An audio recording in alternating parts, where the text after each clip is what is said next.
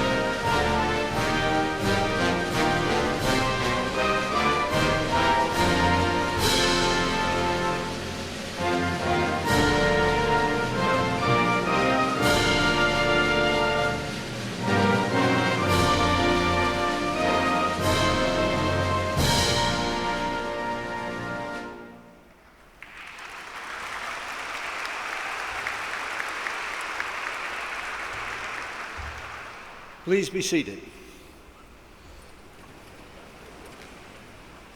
The invocation today will be given by the University Chaplain, Craig Coker. Chaplain Coker.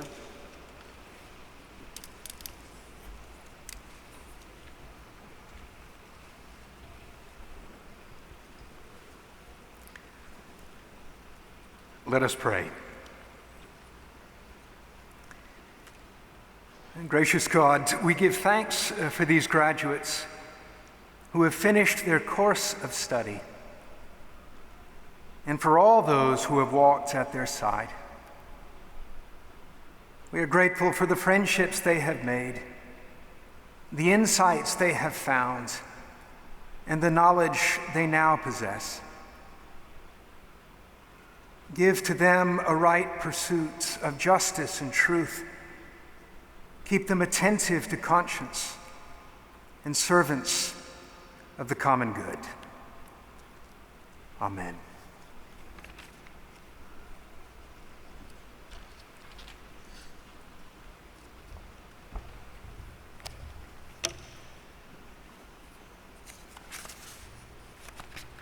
Distinguished guests, colleagues, family members, friends, and class of 2022, I'm delighted to welcome you to the 150th ceremony awarding degrees to graduates of the School of Law as part of the 192nd Commencement at the University of Richmond.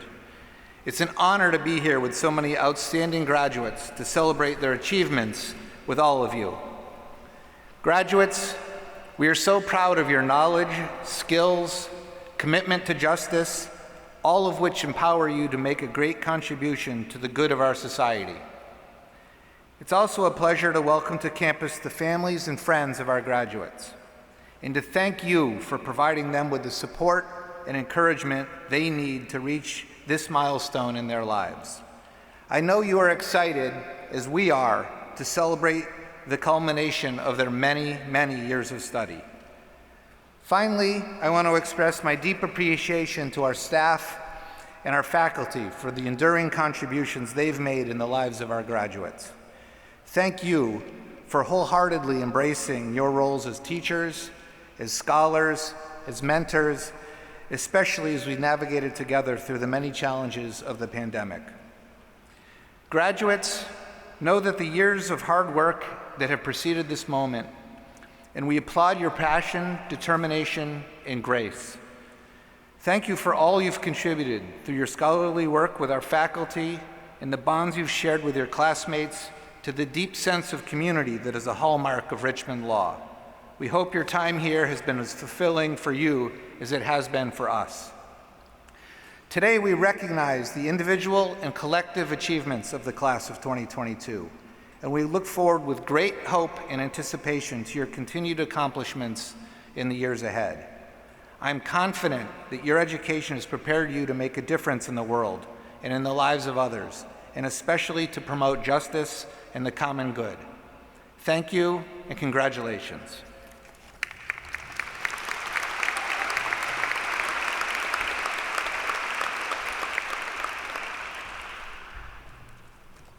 On behalf of the faculty and staff of the law school, I too welcome you to the degree ceremony for the class of 2022. Graduates, you are a very special class that has demonstrated resilience, strength, and grace in the face of great challenge during your law school career. I'm so proud to be here today to join in the celebration of your graduation. We turn now to our first speaker. In keeping with our tradition of active student involvement, we have the joy of hearing from Christina DeMeo.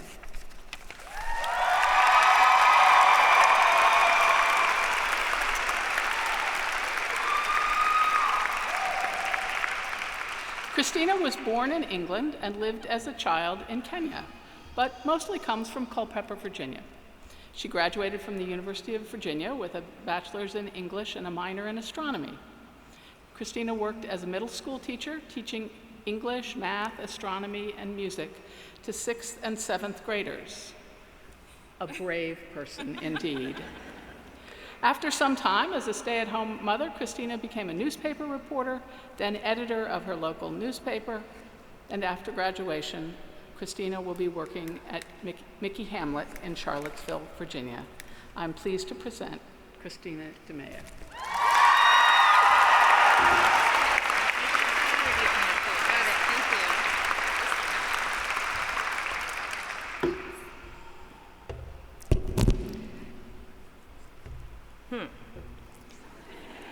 Hold on one second. Thank you.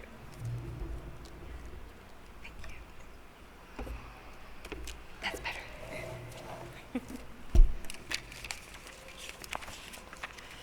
Thank you, Dean Perdue. Before I begin, I want to take a moment to honor our classmate and fellow graduate, Marcus Nelson.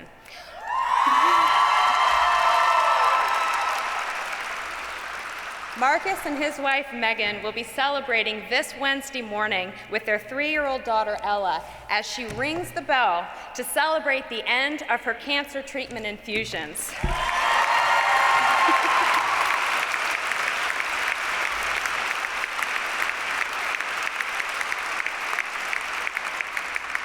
Not only are they with us in spirit, but they're actually watching virtually right now. So I was gonna say, show them how much you love them, but you guys already did it. So, hello.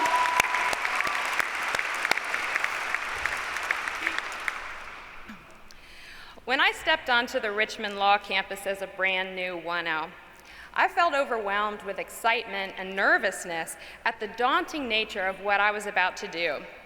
I had signed up to spend the next 3 years of my life in that building, and I honestly had no idea how such a massive change and commitment was going to play out. Before law school, I was a middle school teacher, a stay-at-home mother, and most recently a journalist. But with the tragic decline of local newspapers throughout the country, it became clear to me that my job, which already had no room for advancement, would probably not exist within a year or two. I had gotten divorced and felt a deep-rooted need to provide for my children so that our lives would be secure. I had always been fascinated by the law, but rejected as crazy the idea of driving 2.5 hours round trip every day for the next 3 years with 3 kids at home, waiting for dinner and soccer practice, orthodontist visits and homework help. How could that possibly work? We've all felt that clutch of anxiety, that overwhelming sense that it's all too much, that there's no way we can possibly do it all. So I took it step by step. I decided to take the LSAT just to see how I did. If I bombed, it was a sign right there that law school wasn't meant to be. But it worked out, so I thought, So I started applying to law schools, another step I could always decline to attend. Then I started visiting the schools, another step, until finally I sat in the moot courtroom as a brand new 1L surrounded by all of you, and as challenging as the past 3 years have been, With the driving, COVID, working through weekends and vacation time, I can't imagine having chosen a different path. So today, surrounded by classmates and professors and loved ones, I would like to share 7 short lessons I've learned in my life and time at Richmond Law. First, strengths and weaknesses are flip sides of each other. A perfectionist, for example, puts in long, hard hours to make sure that their work is the best it can possibly be. But they also might torment themselves over perceived imperfections and struggle with knowing when it's time to stop.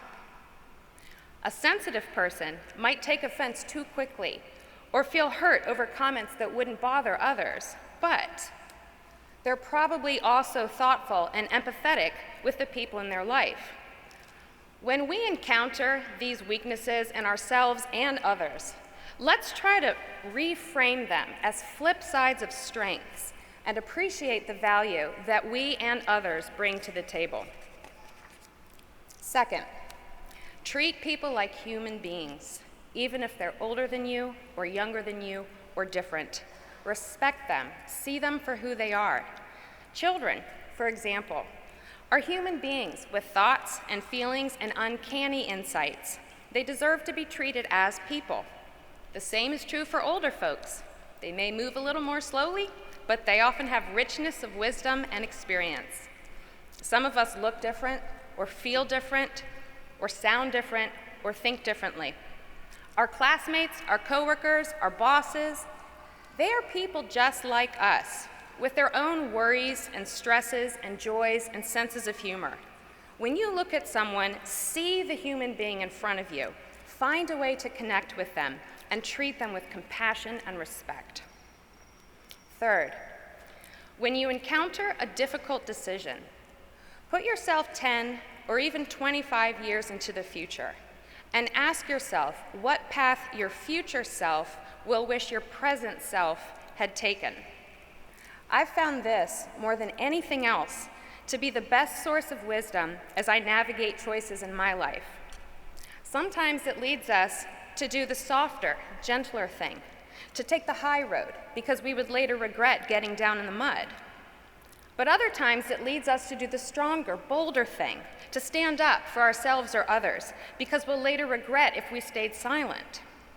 When you encounter a difficult choice, ask yourself, what will my future self wish I had done here today? And let your future self guide your present self down the best possible path. Fourth, be careful with the word should. When you say the word should to yourself or someone else, a little flag needs to rise in your mind. The word should alerts us to the fact that we are making a judgment. Now, that's not necessarily wrong. None of us should commit fraud. I think we can all agree on that. Some judgments are fine. But many judgments are mean-spirited, unkind, or even dangerous. Consider whether you want to be known as a judgmental person, or do you want to be known as open, non-judgmental, and accepting? It really is up to you. When you say should, so-and-so should know better, they shouldn't be doing that, realize that you are making a judgment and question yourself carefully as to whether you should be judging that other person. Fifth, look for balance over large swaths of your life, not with a micro focus.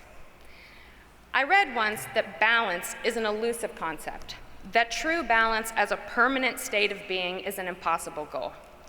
Rather, balance is like a pendulum that swings through your life. If you zoom in with a micro focus, you'll never find it. If you zoom out, if you focus the camera in the wide-angle lens, you'll see balance more clearly over the stages and phases of your life. Today, this month, this year, I was heavy on X, you might say. So tomorrow, next month, next year, I'll be heavy on Y. And over time, you achieve balance. So don't push yourself to achieve the elusive concept of balance in any one day or even month of your life. Instead, zoom out the camera lens, look with a wider angle, and see if you can find the pendulum of balance swinging through your life. Now is the season for this, your heart and mind tell you, and later is the season for that. That is balance. Don't shun it when you find it. Don't tell yourself it isn't good enough. It is. 6, always try your best, but remember flip sides. All you can ask of yourself is your best. Sometimes when people offer advice, as I'm doing now, they forget that their listeners are at different stages in the balance pendulum. So as I urge you to always do your best, but to remember that all you can ask of yourself is your best, I call upon you to determine for yourself where your softer point is. If you are someone who struggles to do your best, then listen to that part. If, on the other hand, you're someone who struggles to accept that you've done your best and it's time to move on, then hear the second part. Become your own partner in helping yourself, in listening to what is useful and letting go of what is not. So as you let balance swing through your life as a pendulum, push yourself to do your best, to be the best possible person you can be. But also know that your best is all anyone, including yourself, can ask of you. And remember that our best doesn't necessarily look the same this month as it did last month. What our best looks like varies at different stages of our lives, depending on what other loads we carry or battles we're fighting. Give yourself the same grace you would give a friend or loved one. Challenging times, like COVID, happen to all of us, and we may have emerged a little plumper, a little more anxious, a little less productive than we'd like to be. Always try your best, act in a way that you can be proud of later. But once you do that, give yourself grace and be at peace. And 7th, come together and support each other, especially when we feel weary and worn out. One of my favorite stories comes from the book of Exodus. It's very short, just a few verses. Moses' people were fighting a battle as Moses stood on a mountainside above them. Whenever Moses raised his arms in the air, his people were winning, but when he lowered his arms, they began to lose. I don't know if you've ever tried to hold your arms in the air for long, but it's very difficult. Once the blood drains out, they begin to throb with pain. So imagine how Moses felt when his shaking arms dropped to his sides and he watched his friends begin to die because he was too tired to hold his arms up any longer. But Moses' brother and his dear friend didn't abandon Moses or their people. Instead, they came alongside Moses and held his arms in the air. They did for him what he was too weak to do for himself. And so the three of them stood there on the mountainside till sunset, and their people won the battle. None of us can do life on our own. Sometimes it will be you who comes alongside a friend and holds their arms in the air. And other times it will be you whose arms are held. We will all take our turns in this honorable and humbling work. I want to give my most heartfelt thanks to you all, the students of Richmond Law, for doing exactly what I mentioned earlier and seeing me as a person just like you. I went from being the youngest by decades in my journalism field to one of the oldest. I'm not going to say by how many decades, but you reached out and accepted me as one of your own. I have developed so many friendships, had so many meaningful and thought-provoking conversations, and shared so many laughs. We can call each other up and complain when assignments start to pile up. Our friends and family are supportive, but we are the only ones who know that one week in the semester, and it happens every time, when suddenly everything speeds up and we've turned the corner of doom. I remember standing in a knot after 1L exams, all of us wide-eyed and wondering what in the world had just happened. But all of us were in the same boat, and that's what mattered. I also have many fond memories of laughing about our post-COVID wardrobes of leggings and sweatshirts and how many of us have stopped wearing makeup. And we feel a kinship as we wonder together what sort of changes we're going to make going forward regarding our expectations about ourselves and how we look. We don't compete with each other, we help each other. If we hear useful information, we don't keep it to ourselves, we share it. I can't tell you how many times I've gotten messages like, "Heads up, they're ticketing in the parking lot," or "There's pizza on the Down Under, get it fast." People have sent me scans of books that I needed when I wasn't able to drive to campus.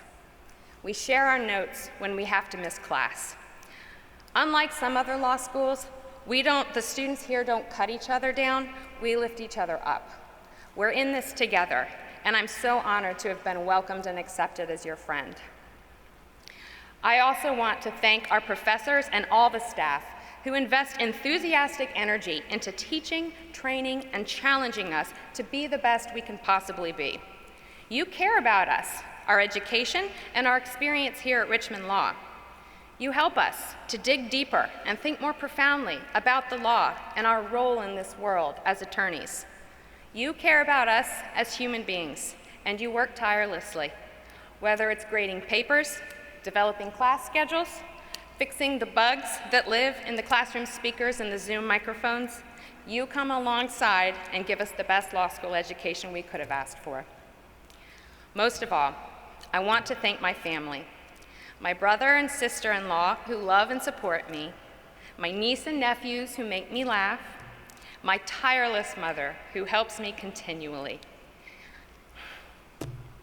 my wonderful children, Anthony, Sammy, and Annalise, who are eternally patient with me as I do my homework, and my fiancé, Dave, who listens to me, loves me, and above all, holds up my arms when I grow too weary to hold them up myself. I'd like to add one closing thought. The summer before I came to Richmond Law, I received a letter from a loved one. I had told them I was headed to law school, and I expected to read a response full of congratulations and well wishes.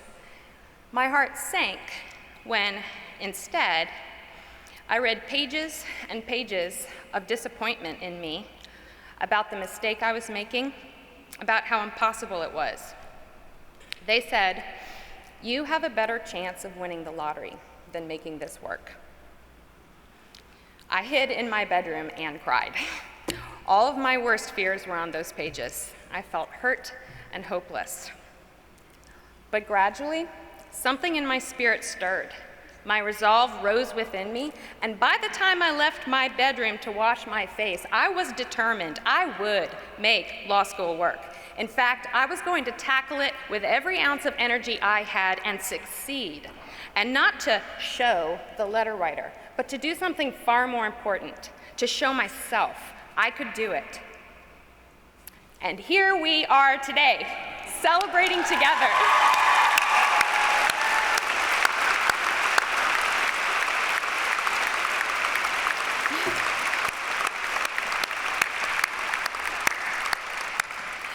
And I am honored by the privilege of speaking to you all, my fellow graduates.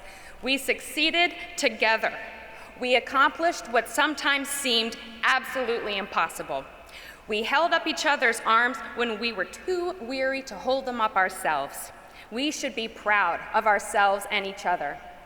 Even the person who wrote me that letter told me later tearfully on the phone how proud they were of me, and I was happy to hear those words. But I was even happier to know that I had listened to myself, that I had shown myself what I'm capable of. We have accomplished something real here today, and no matter what happens next, no one can take that away from us. Today is not the end of the challenges we face. First of all, there's the bar.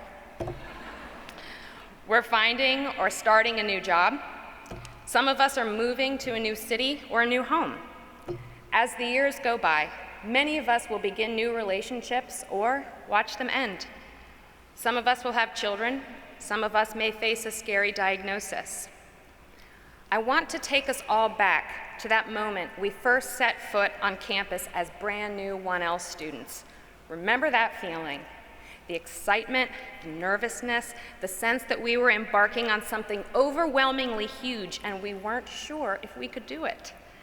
When we face what seems like similarly impossible missions in the future, let's remember here today how step by step, one dogged, determined step at a time, we did our best accomplished our impossible missions, and succeeded. We did it once, and we can do it again. Congratulations, Richmond Law Class of 2022. I am so honored to be one of you.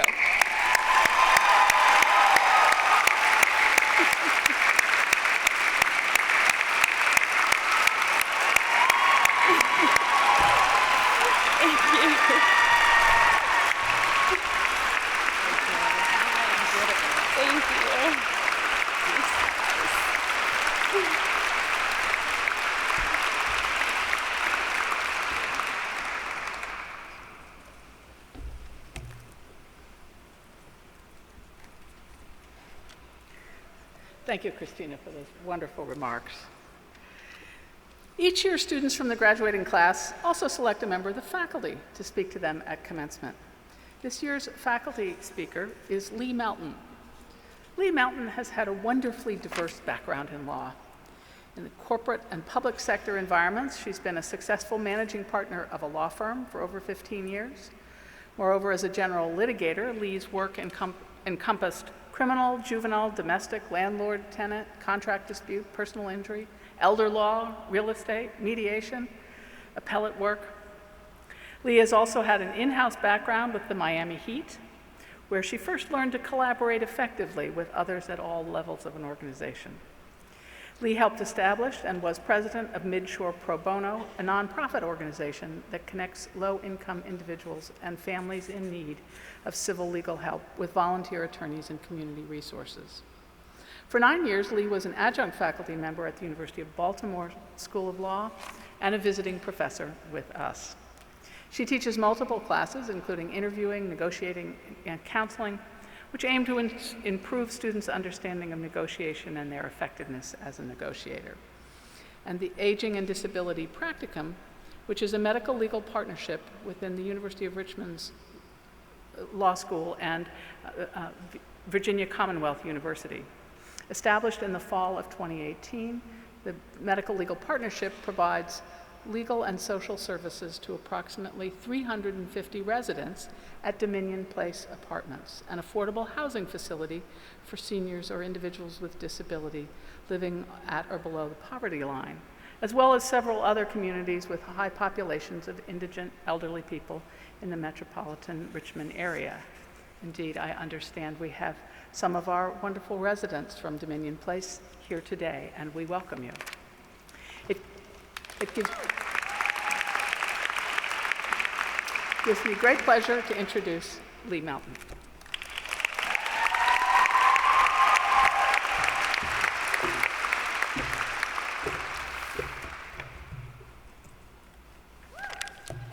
You can do that throughout, that will help.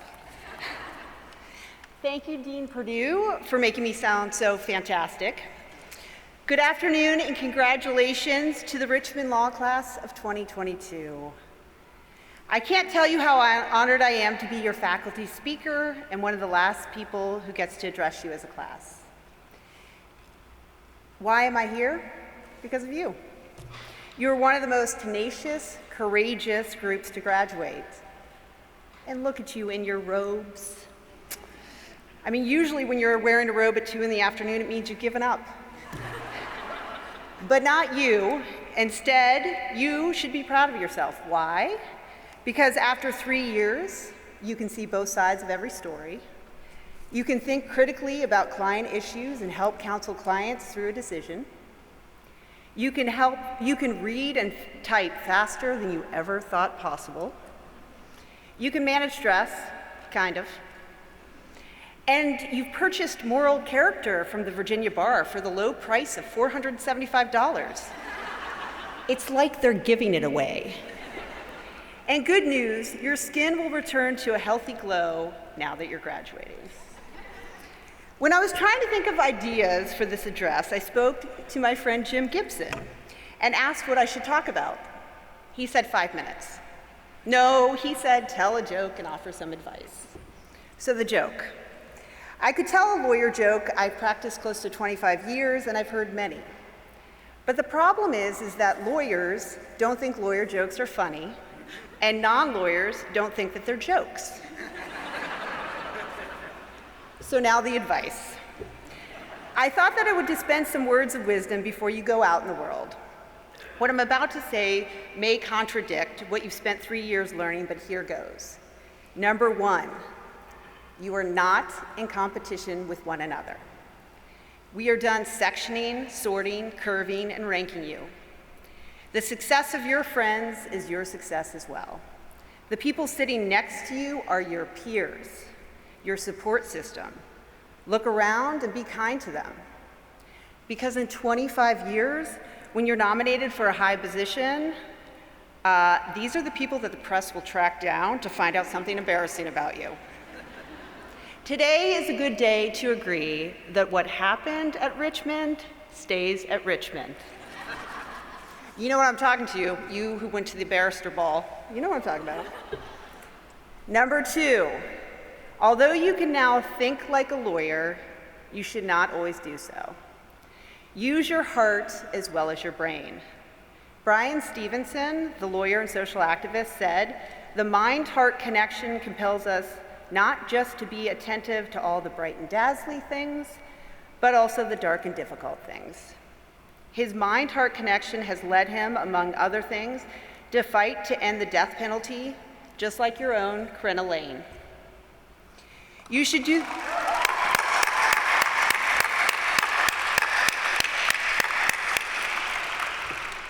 the same.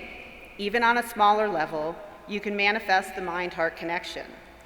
The students in my aging and disability class do it every day by helping the indigent elderly community members of Dominion Place, who are sitting right back there, they're here today, qualify for benefits, move into assisted living facility, or just make those people who are marginalized feel human.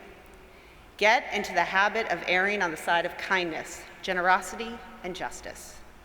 Class of 2022, we have been through a lot together. Coronavirus, testing where they touched our brain, masks, virtual learning, hanging out in the basement during tornado warnings, your first barrister ball, the grade curve.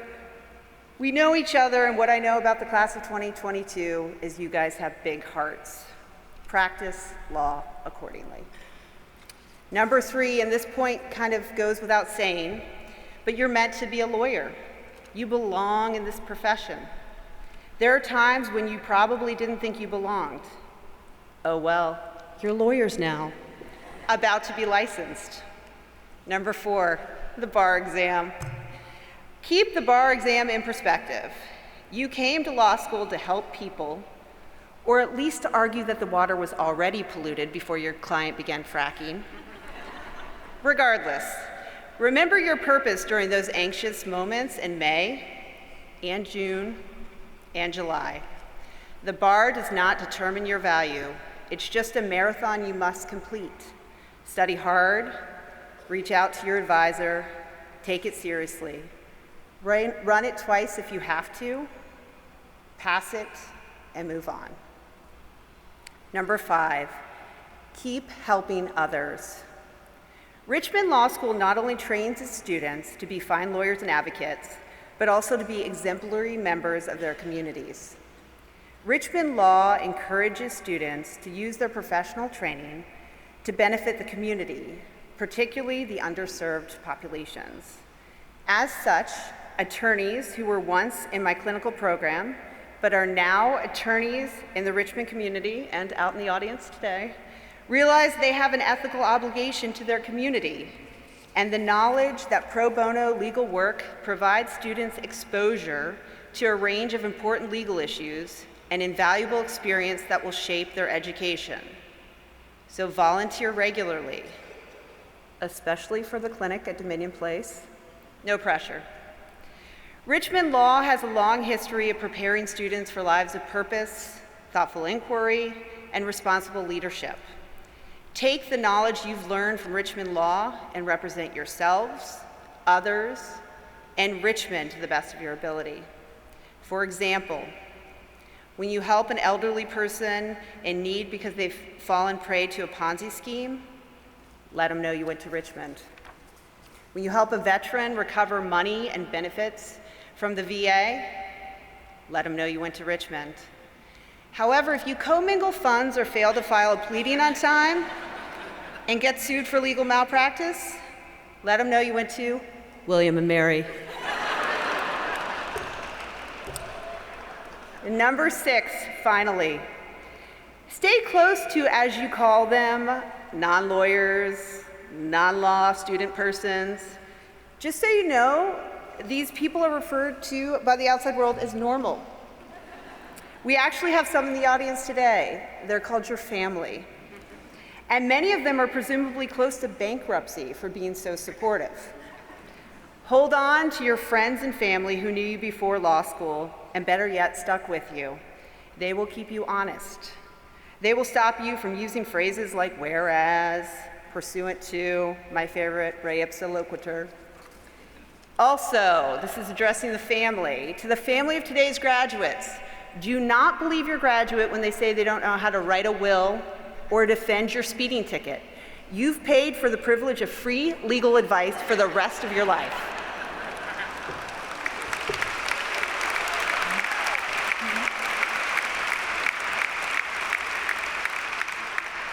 Richmond, class of 2022, you've got this. Welcome to the profession.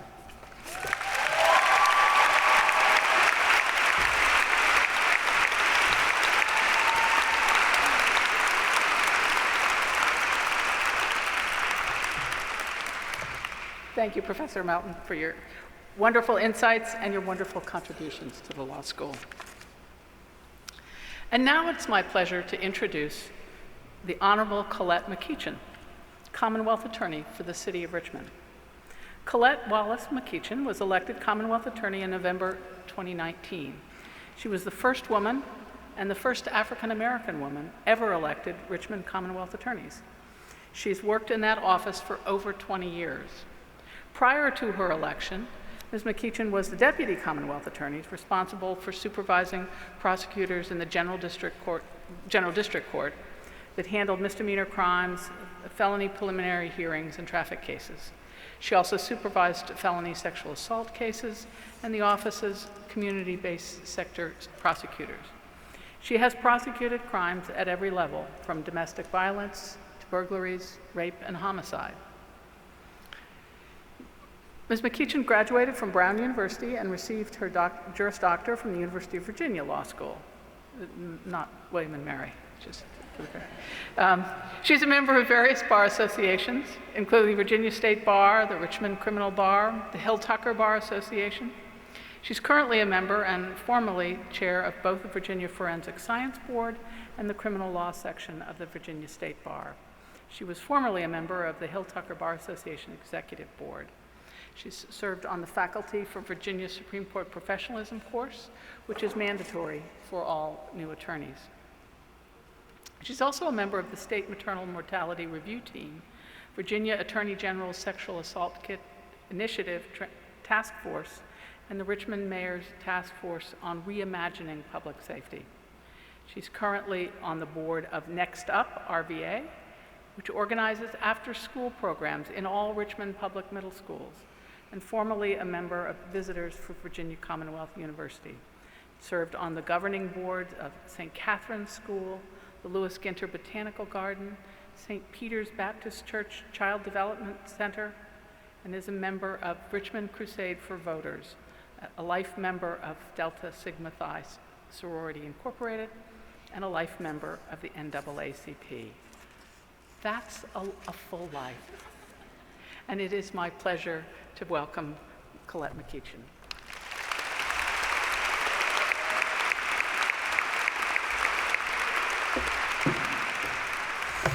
Good afternoon. Class, would you please rise?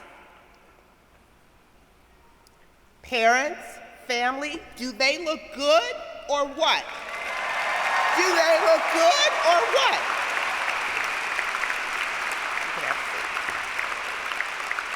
Please be seated. First, I would like to thank Dean Perdue, Dean Sklut, the Law School Administration, and the Student Graduation Committee for inviting me to speak during your commencement. While it would be a high honor for anyone, I am especially grateful because, one, I grew up in Connecticut, so I have no connection to Richmond. And 2, I graduated, as you've heard, from the University of Virginia School of Law. So I appreciate your generosity of spirit for not holding that against me. I would also like to recognize the other honored faculty, students, and speakers who are celebrating this day with you and your family and friends. And of course, I would be remiss if I did not recognize a special member of the University of Virginia School of Law, class of 1986, my husband, Congressman Donald McEachin.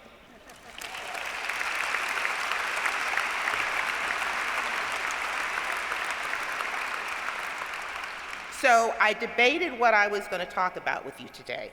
I had to turn a draft of this speech in a couple of weeks ago before the leak of the draft of the Roe versus Wade decision. So I will leave for another day a speech about constitutional interpretation and individual rights. But today is a celebration of each of you. You and I both began a new phase of our lives in 2019. You all became first-year law students at the University of Richmond, and I became Commonwealth's attorney for the city of Richmond.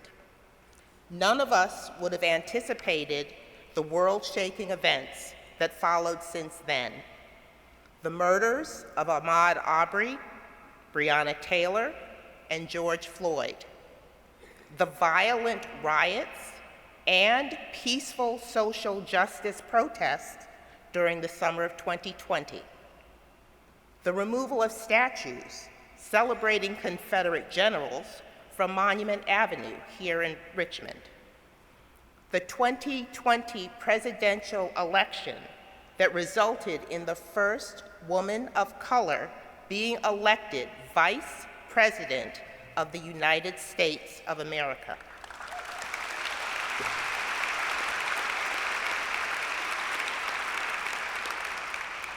The riot and insurrection at the United States Capitol 2 months later after that election, and recently, the confirmation of now Associate Justice Ketanji Brown Jackson to the United States Supreme Court. All of that happened since you came to law school. So since 2019, the law and lawyers all played a central part in all of those events, and in others too numerous to mention. So now it's your turn to make the highest and best, to use a real estate phrase, the highest and best use of your 3 years of legal education, and to become a lawyer who makes a difference in the future of our state and our country. And because you chose to attend the University of Richmond School of Law, I will make a few remarks in keeping with your school's motto, word of life and light of knowledge. Word of life and light of knowledge. As new law students in August 2019, there were a host of words that might have been unfamiliar to you at that time. What's a plaintiff? A defendant? The Blue Book? The rule against perpetuities? But because you were the class that had to deal with COVID-19 after only 9 months on campus, you also had to become familiar with words and phrases that were not a part of any law school curriculum. Shelter in place, nose swabs, virtual classes. And had anyone heard of Zoom before 2020? For all of those non-law students or non-lawyers in the audience, you should know that the first year of law school is called the 1L year, and it's nerve-wracking and challenging in the best of times. You're in a new school, learning a new language, and a new way to think and analyze information in the company of people who are just as smart and driven as you think you are. All of that while trying to figure out why there's a chicken in Professor Epstein's contracts class, or whether you should apply for a position on law review, or how you're going to land a job after your 1L summer that will lead you to an even better job your 2L summer that will lead you to, thank you, Black Jesus, a job offer during your last year of law school. Now imagine on top of all of that, you get an email during spring break that your classes for the rest of your 1L year will be remote. That because of that, you will have to work with your professors to find out how to finish your coursework. You'll have to figure out how to persuade a law firm to hire you during a virtual interview. You will have to figure out how to study for your exams with your section classmates when you're not even supposed to leave your apartment. It would be like Dean Perdue here, there she is, making an announcement that everyone here today, parents, friends, family, is going to stay here on this very beautiful campus for the next few weeks and figure out the rest of your life while we get through this initial phase of the pandemic. That would have been unmanageable, but that's what this class had to deal with. This class took on a host of deadly pandemic-associated words and breathed resilient life into them. We have to wear double-ply masks in class? Fine, we will. There can be no more than 10 people in a classroom and we have to maintain social distance. We'll make it work. The class that I want is only offered virtually. Well, at least I only have to be dressed from the waist up. Class of 2022, you were steadfast, flexible, and creative in meeting the challenge of attending law school during a global pandemic. You looked a deadly pandemic that threatened your law school career in the eye and said, oh, hell no. You were supportive, you were persistent, you were determined. Those are some of the words of life that you have embodied over the past 3 years, and your strength and grace throughout that period has made the law school a better place. The motto, words of life and light of knowledge. That phrase, light of knowledge, reminds me of two other sayings. The first is the motto of the United Negro College Fund. A mind is a terrible thing to waste. The second is a reading from my faith tradition, which says, neither do you light a lamp and put it under a bushel, but on a stand, and it shines before all who are in the house. Even so, let your light shine. Let your light shine before men, that they may see your good works and glorify your Father in heaven. You all have so much more knowledge now than when you entered law school, and I'm not just talking about the difference between F-sup and F-third. You now know how to craft a persuasive argument to a professor, to a colleague, to an employer, or to a judge. You have learned valuable research skills, and you know how to find answers to obscure legal questions. You know how to write a coherent legal memo in a matter of hours. You know the variety of legal experiences that exist in the world beyond what you see in Better Call Saul or How to Get Away with Murder. This class will have careers that range from being a judicial clerk to being a law firm associate to working in-house for a private corporation or government agency to being a public defender or a criminal prosecutor. And yes, my office is hiring.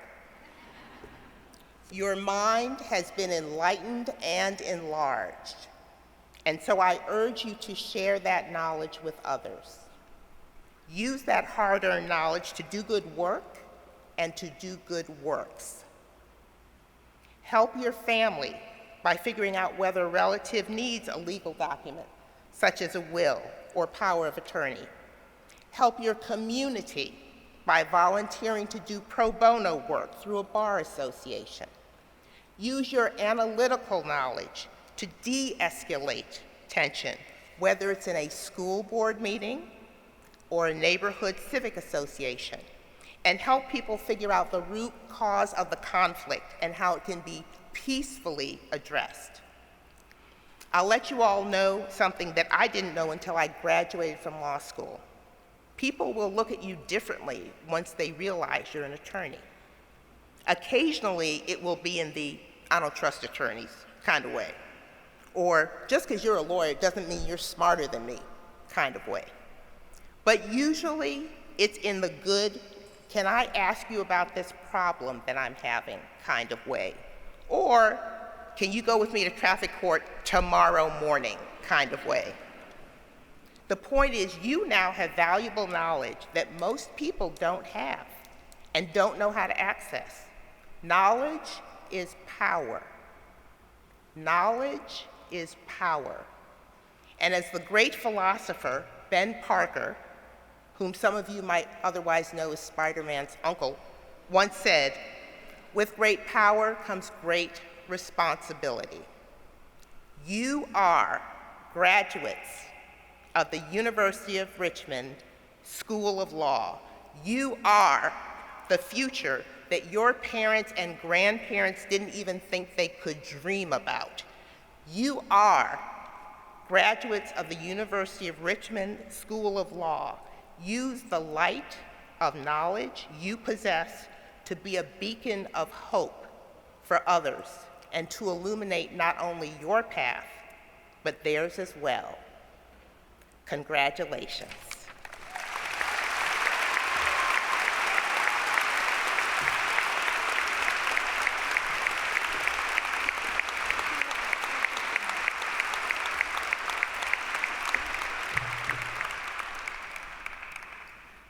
Thank you so much for those remarks, Ms. McKeechin.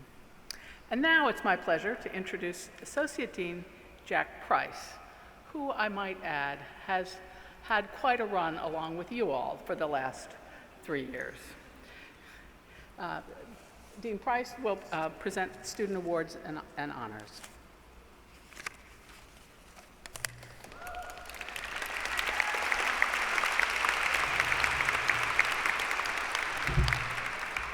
Thank you, Dean Perdue. It is with great pleasure that we now turn to recognize those graduates who have been chosen by the law school faculty as recipients of the following awards. This year, we'll welcome the following 10 students to the Order of the Barristers, the National Honorary Organization of Oral Advocacy and Brief Writing Skills. I would ask that each student please stand and remain standing as I call the names. Please hold your applause until the last name is called. Melissa Azak. Christopher Carlos Caveria. Vincenzo Chiarello. Kyle Edward Dirch. Daniel John Lang. Dylan James McCauley. Anastasia K. Mitchell. Sarah E. Nichols. Gavin A. Rowe. Danielle Monique Taylor. Thank you. You may be seated.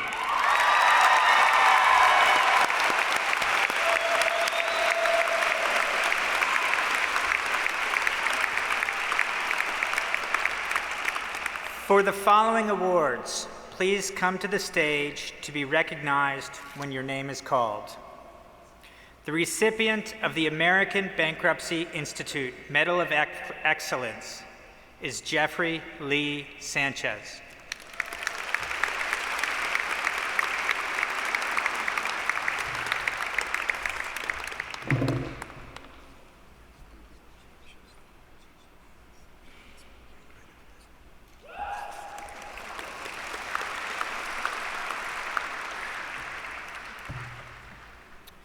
There are two recipients this year of the Osville Jackson Jr. Award for Excellence in Intellectual Property: Michaela S. Morrissey and Nathaniel Obenwa.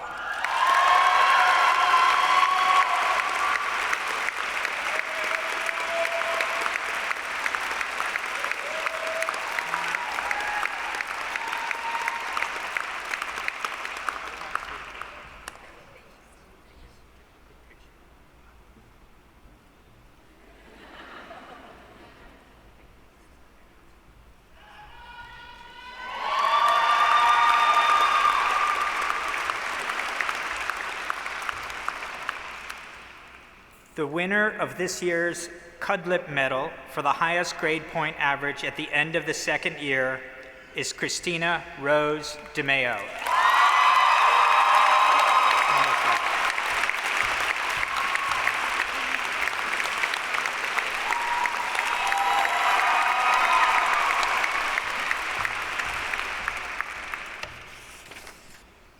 There are two recipients for the Excellence in Diversity, Equity, and Inclusion Award: Kristen Nina Pineda Belber and Sarah Elizabeth Merriman.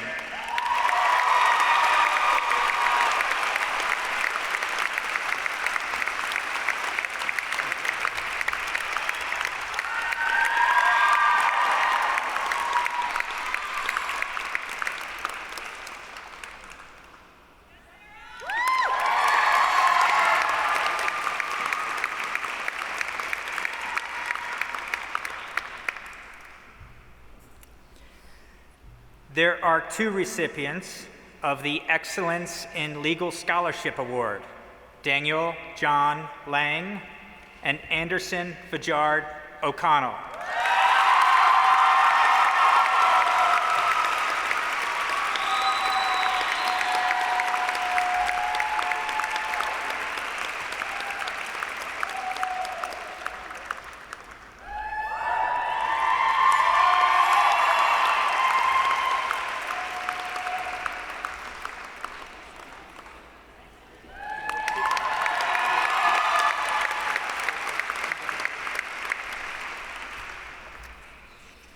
We have three recipients of the Law Faculty Award for Intellectual Property: Gabrielle Elise Fleming Brill, Logan Page Brunette, and Christopher James Sullivan.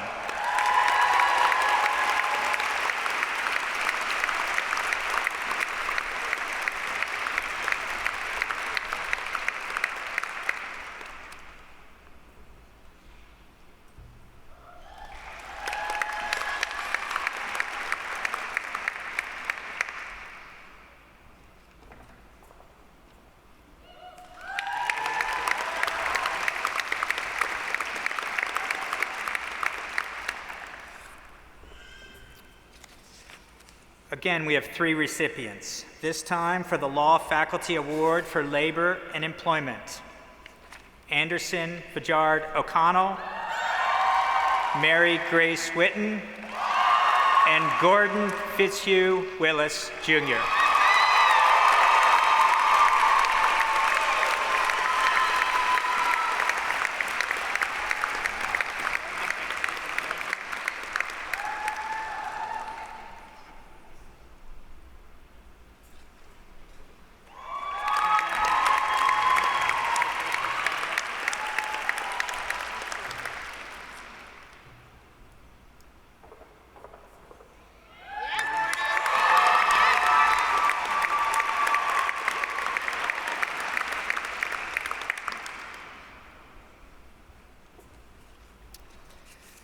The recipient of the Family Law section of the Virginia State Bar and the Virginia chapter of the American Academy of Matrimonial Lawyers Award is Rachel L. Warden.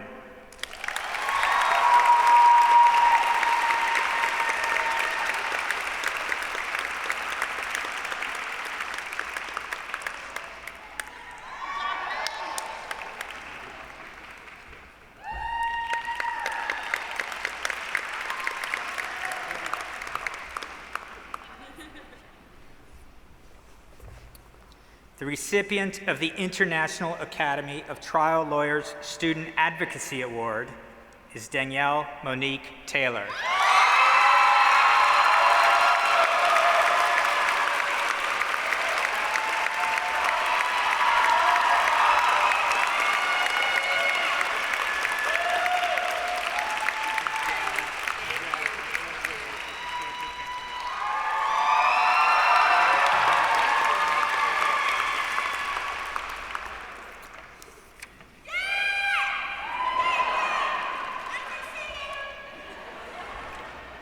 The recipient of the National Association of Women Lawyers Award is Anastasia K. Mitchell.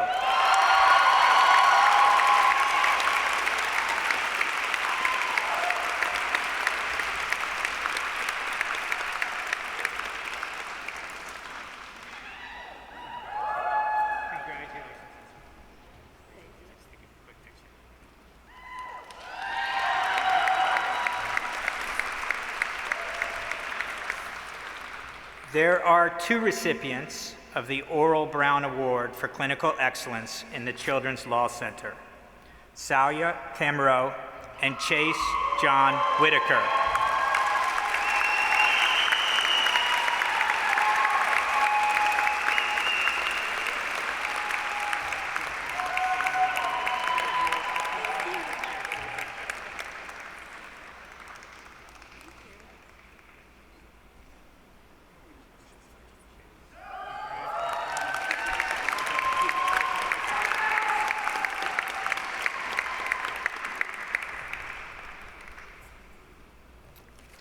The recipient of the Public Interest Law Association Pro Bono Award is Charmaine Elizabeth Nyman.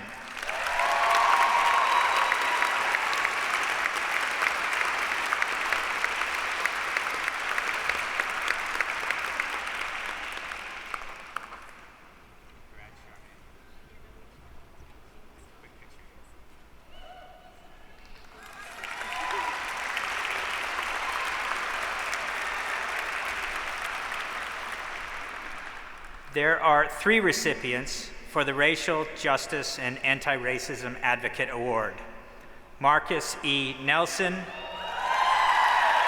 Aisha Mariam Sanala, and Danielle Monique Taylor.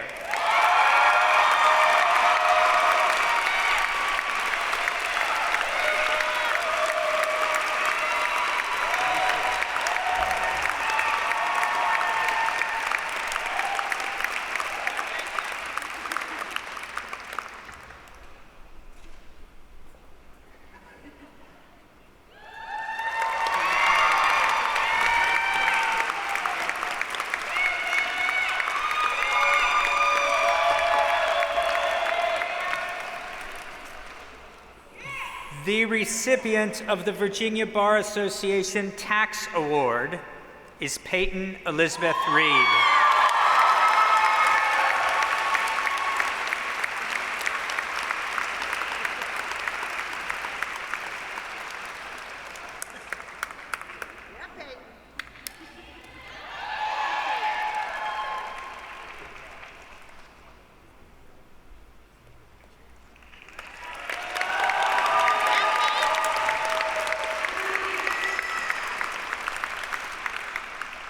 The recipient of the Virginia State Bar Section on Criminal Law Award is Rachel Mackenzie Gropper.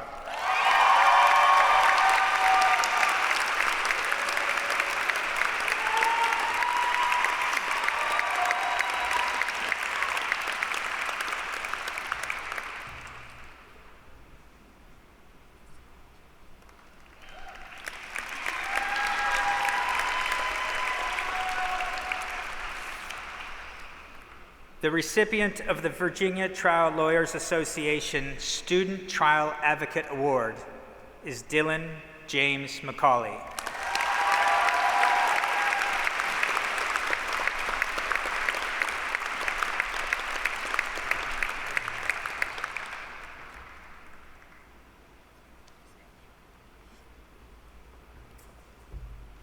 Two more awards.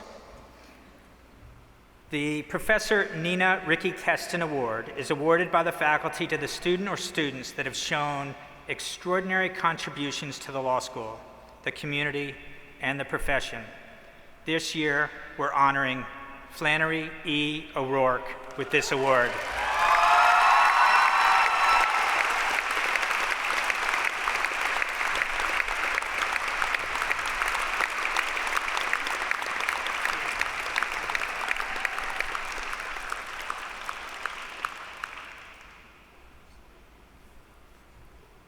And finally, the Charles T. Norman Award for Best All-Around Graduating Student is awarded to Anderson Vijard O'Connell.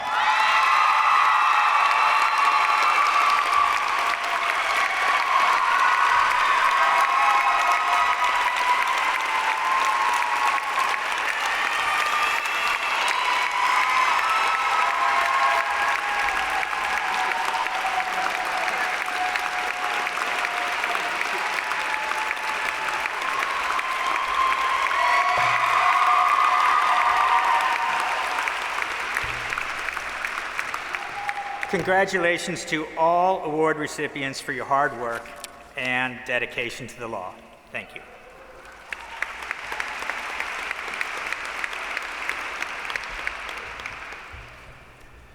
Graduation is a very special occasion because it gives the university an opportunity to recognize those who've completed the requirements of the faculty and who fulfilled the expectations of the entire university community. Our warm congratulations go to all of these members of the University of Richmond Law School Class of 2022.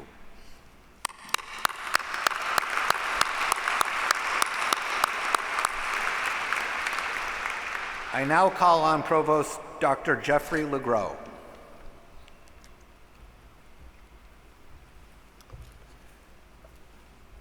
Will the graduating class please rise?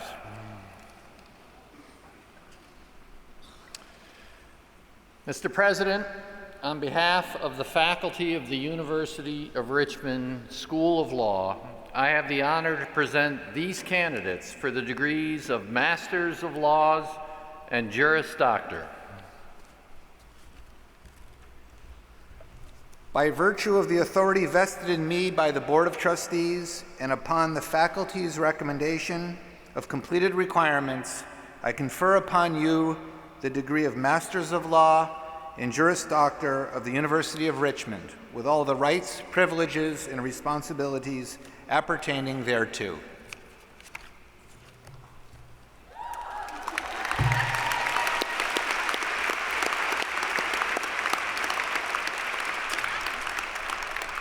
Will the graduating class please come forward to receive your diplomas?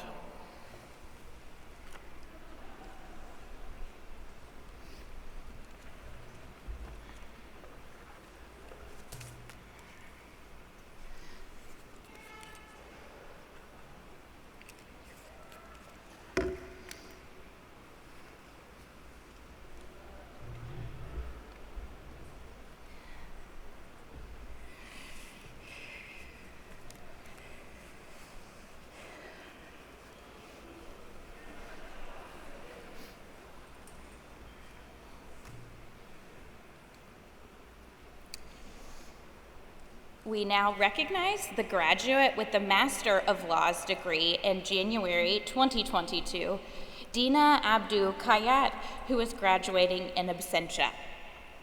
We now recognize the candidates for the Juris Doctorate degree for May 2022. Andrew Burford Apperson.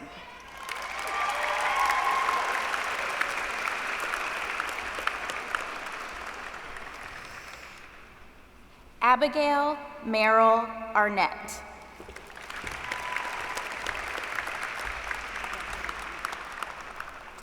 Melissa Azak.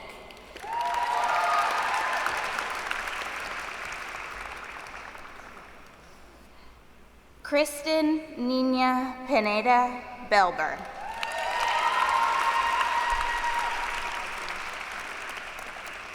Julia R. Bergamini.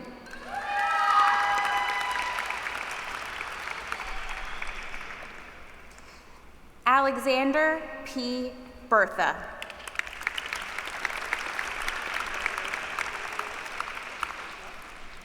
Lisa Marie Bradshaw.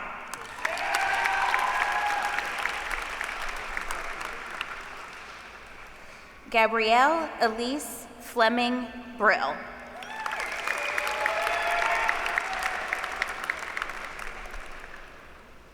Logan Page Brunette.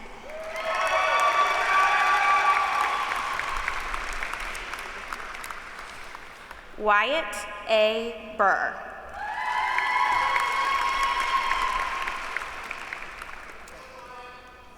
Hannah Elizabeth Burton.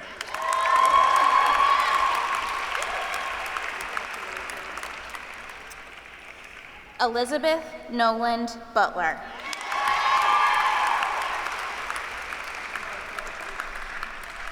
Justin A. Burns.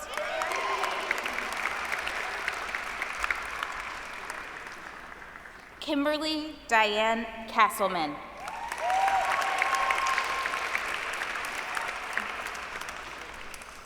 Christopher Carlos Chavarria.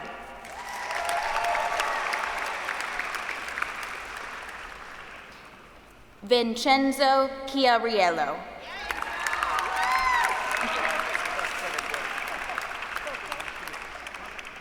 Harold L. Cohen.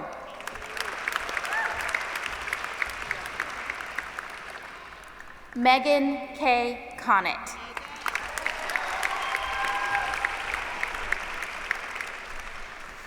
Joe Lynn Cooperstein.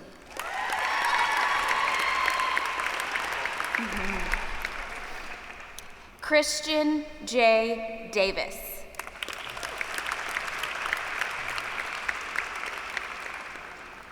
Kayla Alice Dialto.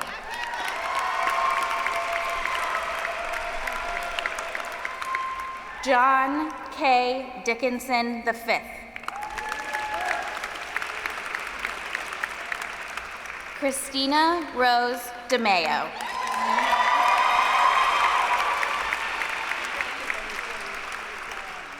Kyle Edward Dirch.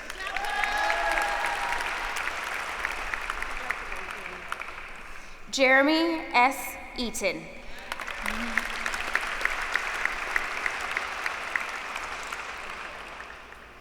Gabriel Antaeus Bolinski Edelson.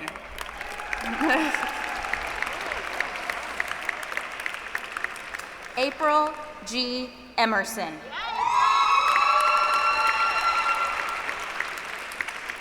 Chris Evangel.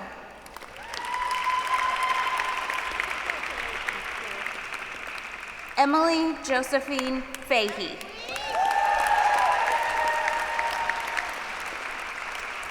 Kelly L. Flint.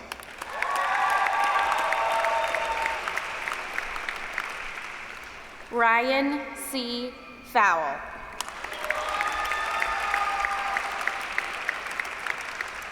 Allison Paige Frasca.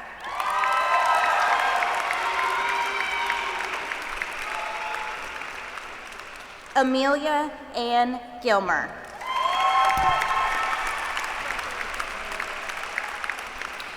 Ryan C. Gottlieb.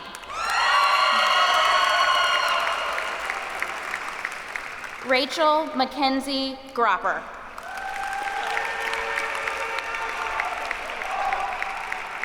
Ave Maria Grossenheider.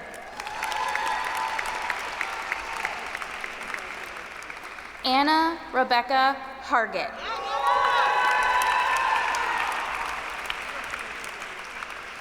Madison Paige Harrell.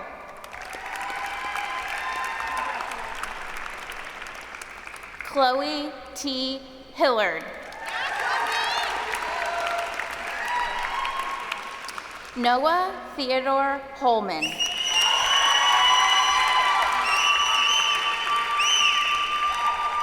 Caroline Elizabeth Jaquee.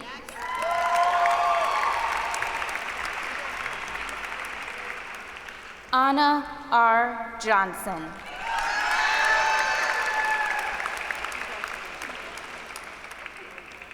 Avery Robbins Jukes.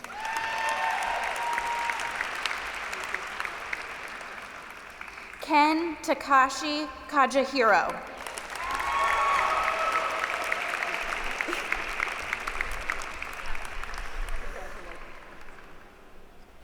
Salwa Kamarau.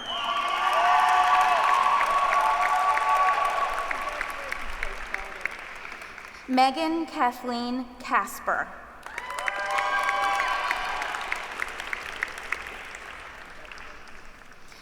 Tessia F. Kempsky.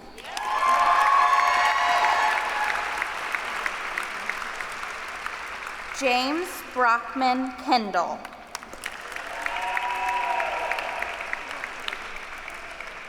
Natalie Christina King.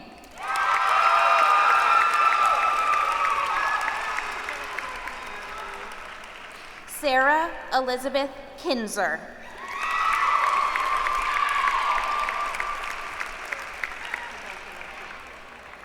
Erica Wineland Kopp.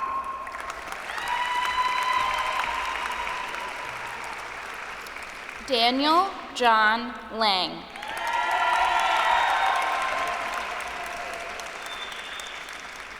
Autumn Ashley Langford.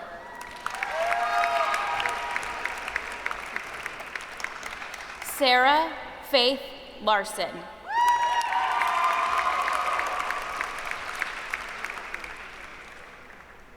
Emma Red Leiter.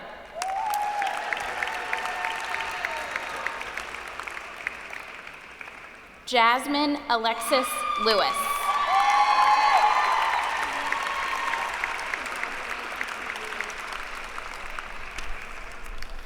Leighton Patrick Mayer.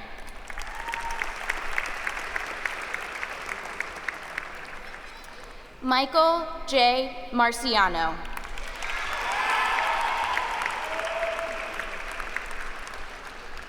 Mackenzie Elizabeth McAfee.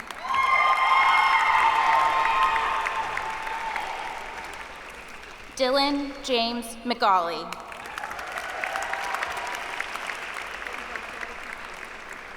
Ian McDowell.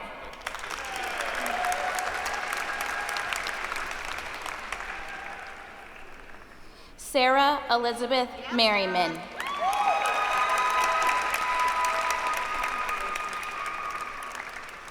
Gregory Allen Mills. Anastasia K. Mitchell.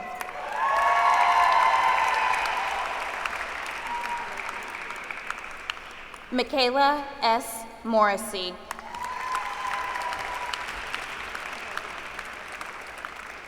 Ectovia M. Nabujero.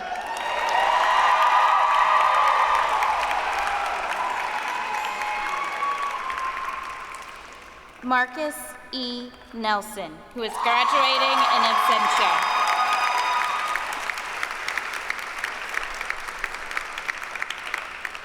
Sarah E. Nichols.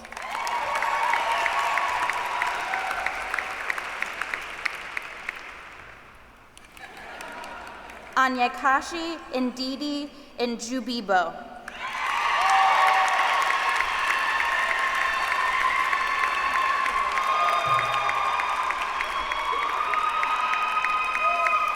Charmaine Elizabeth Nyman.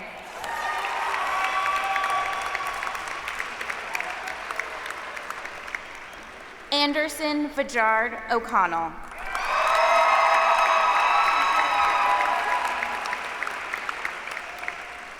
Flannery E. O'Rourke.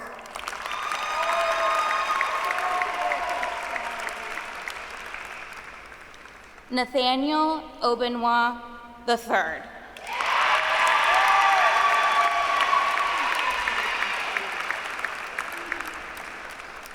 Mallory K. Ortman.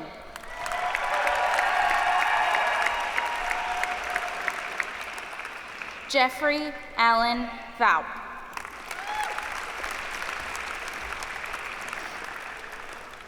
Emma E. Phillips.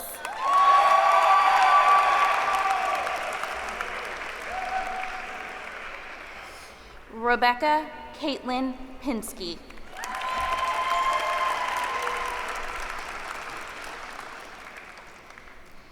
Eleni Poulis.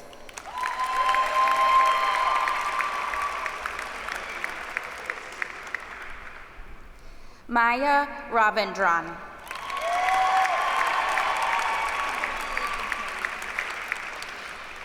Peyton Elizabeth Reed.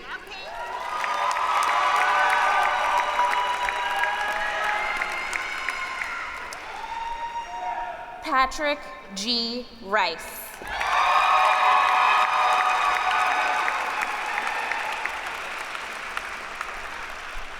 Elizabeth F. Richer.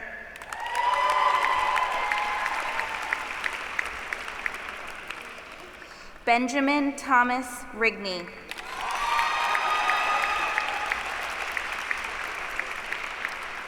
Elena Michelle Roberts.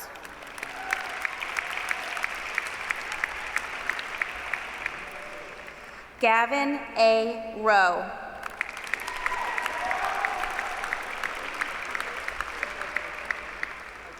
Samantha Rosalie Romano.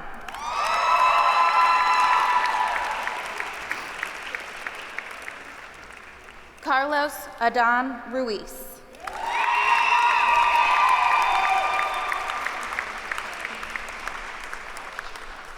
Aisha Mariam Sanaula.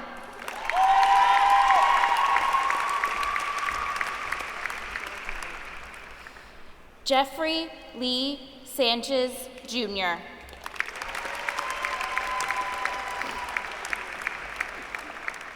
Joshua A. Schreckengast.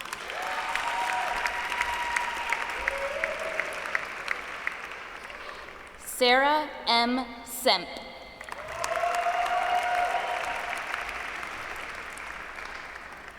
Grant William Shea.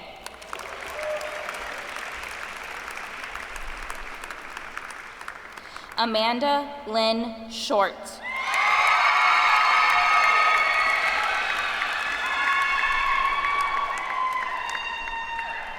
Sapir Shaya Shoshan.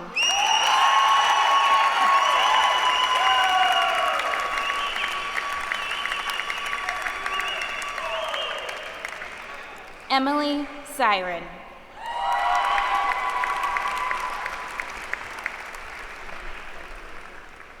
Lily Samantha Smith.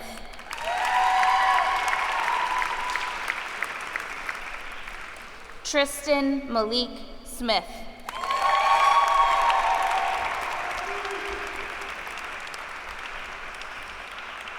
Timothy Solanke.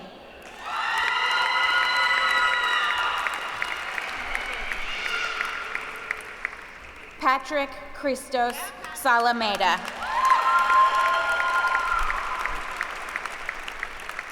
Claire Marie Stickley.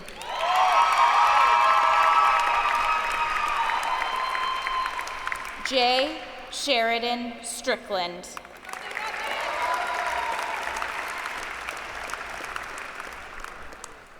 Sophia Ann Studer.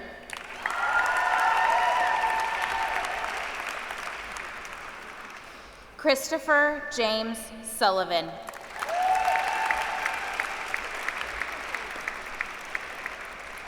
Peter A. Sutton.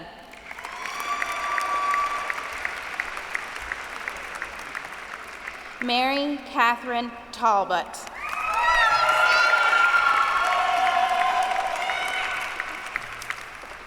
Danielle Monique Taylor.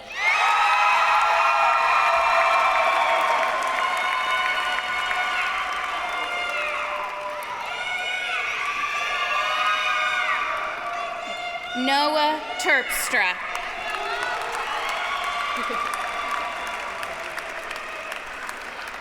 Thomas Worth Thagard IV.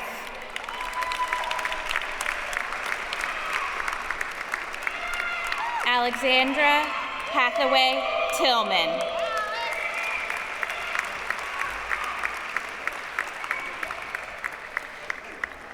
Jolene Monique Trainer.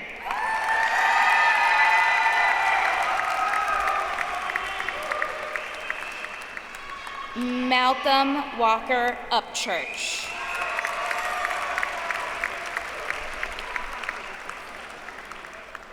Christopher S. Vinson.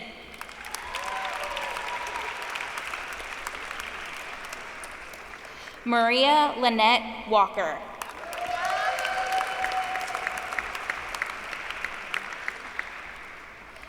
Hallie Noel Walter.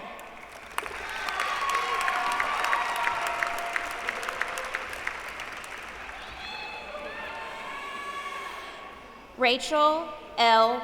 Warden.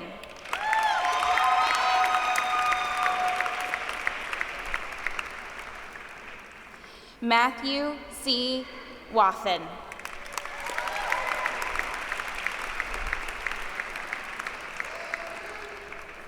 Joel Thomas White, graduating in absentia.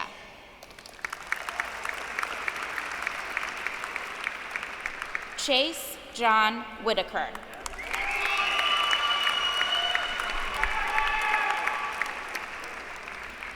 Mary Grace Witten.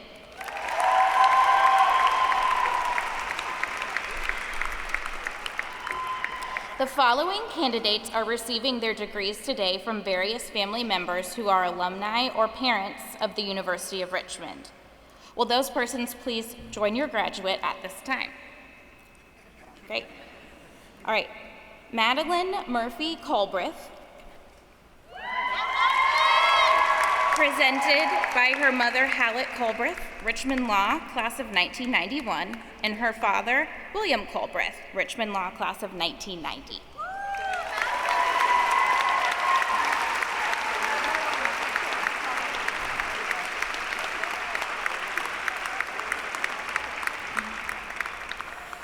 Esteban Lara Lopez, presented by his mother, Mariana Lopez de Lara, trustee.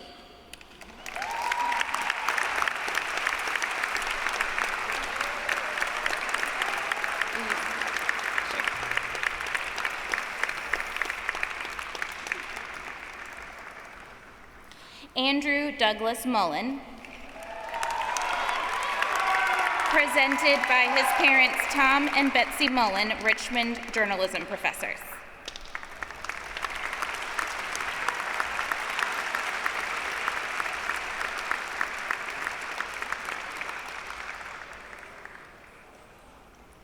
Blaze K. Shaheen, presented by his father, Victor Shaheen, Richmond Law, class of 1980, brother, Victor Shaheen Jr., Richmond Law, class of 2019, and brother, Faye Shaheen, Richmond Law, class of 2021.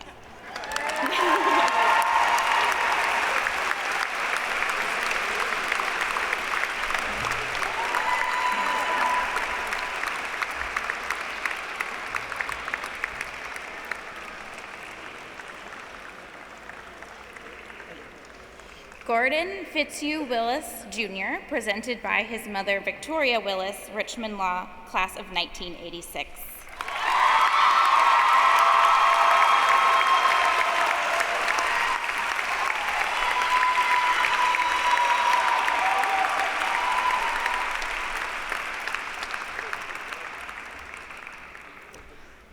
Graduates and guests, join me in saluting the class of 2022.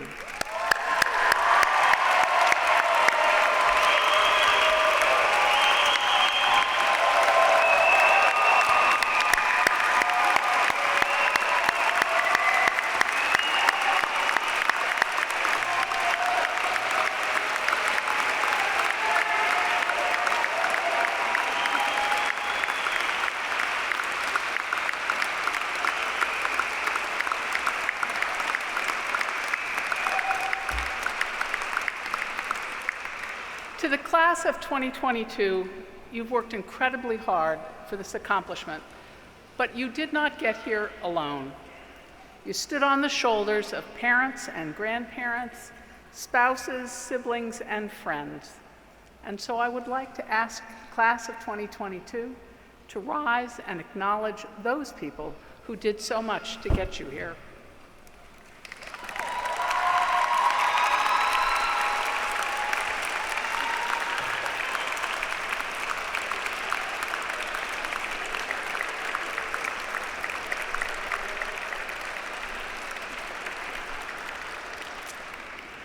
This concludes the graduation ceremony. Will the mace bearer please come forward and retrieve the mace? And remain seated for the recessional. Our new graduates will proceed to the reception on the ambulatory level of this building. Please join your graduates there, and ushers will direct you. Thank you, and have a wonderful afternoon.